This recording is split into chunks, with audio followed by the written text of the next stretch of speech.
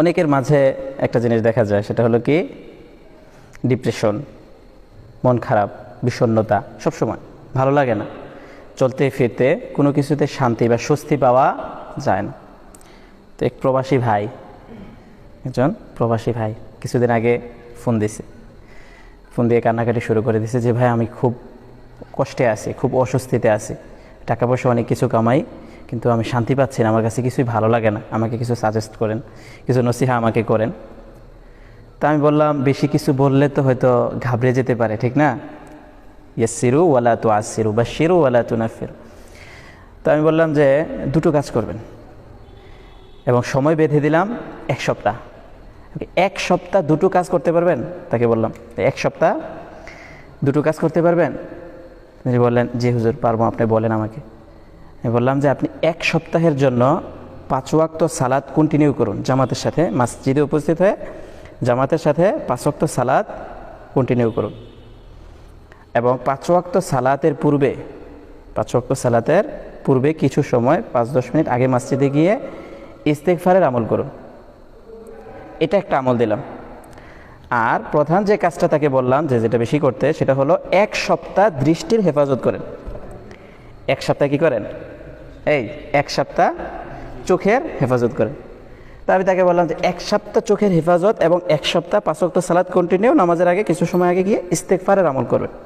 বেশি বেশি বলুন আস্তাগফিরুল্লাহাল্লাযী লা ইলাহা ইল্লা হুয়াল হাইয়ুল কাইয়্যুম ওয়া আতুবু ইলাইহি লা হাওলা ওয়ালা কুওয়াতা ইল্লা বিল্লাহিল আলিয়্যিল আযীম।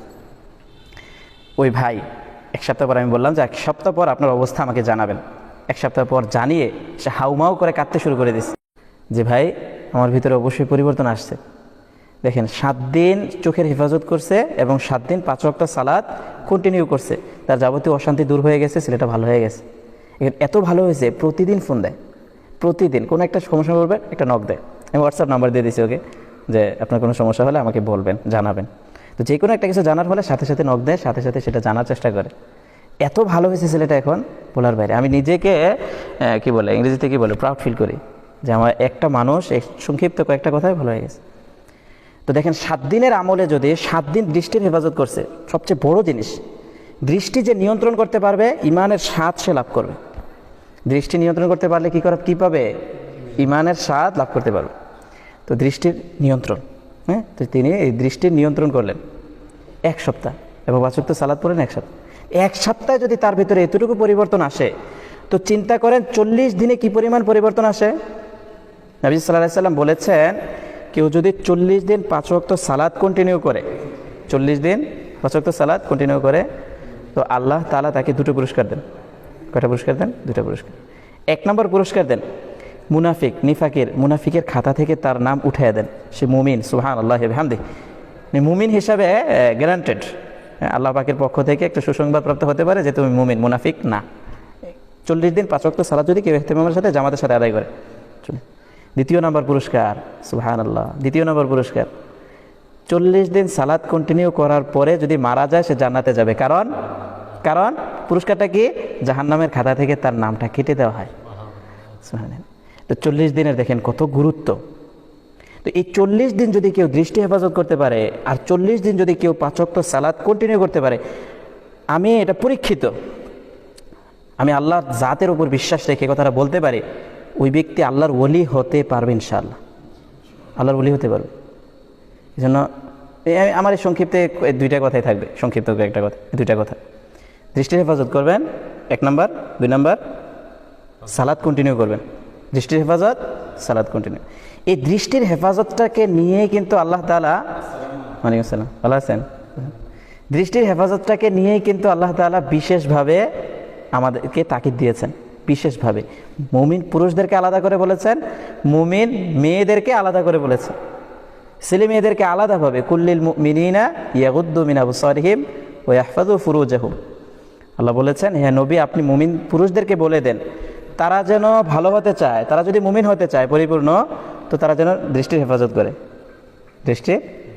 2 নম্বর বললেন কে? লজ্জাস্থান হেফাজত করে। তাহলে আজকে যত রকমের ভেবিচার, জেনা ভেবিচার, আরও যা কিছু হচ্ছে, যুব সমাজের যে অধপতন, এর প্রধান কারণ দৃষ্টির অপব্যবহার।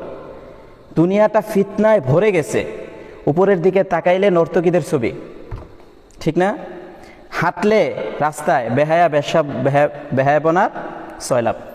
কিভাবে নজর হেফাজত করবে, কিভাবে চিন্তা করে। তো এই নজর যদি হেফাজত করা যায় তাহলে সমস্ত আমলের হেফাজত আপনি করতে পারবেন ইনশাআল্লাহ। সালাতকে যদি সালাতের মতো করে বলা যায় তাহলে আল্লাহ পাক ওয়াদা দিয়েছেন, আল্লাহ পাক বলেছেন, গ্যারান্টি দিয়েছেন, সিউরিটি দিয়েছেন। আল্লাহ বলেছেন কে, ইন্না সালাতা তানহা আনিল ফাহশা ওয়াল মুনকার, নিশ্চয় সালাত বারণ করে, প্রতিবন্ধকতা সৃষ্টি করে কি থেকে? যাবতীয় পাপ কাজ, অশ্লীলতা, অন্যায় কাজ, গর্হিত কাজ থেকে। চিন্তা করে তাহলে সালাত যদি আপনি 40 দিন সালাত কন্টিনিউ করতে পারেন এবং 40 দিন চোখের হেফাজত করতে পারেন, আমি বলবো না স্যার মোবাইল ছেড়ে দেন, ইলেকট্রিক ডিভাইস ছেড়ে দেন বা অন্য কোনো কিছু ছেড়ে দেন, আমি এটা বলবো না। আমি সোজা একটা গোড়ার কথা আপনাকে একটা বলে দেবো, চোখের হেফাজত করবেন যে কোনোভাবে, সিররাও ও আলানিয়া, প্রকাশ্য গোপনীয়, যেভাবেই হোক চোখের হেফাজত করবেন, 5 ওয়াক্ত সালাত কন্টিনিউ করবেন। 1 সপ্তাহ পর থেকে ফলাফল শুরু হয়ে যাবে।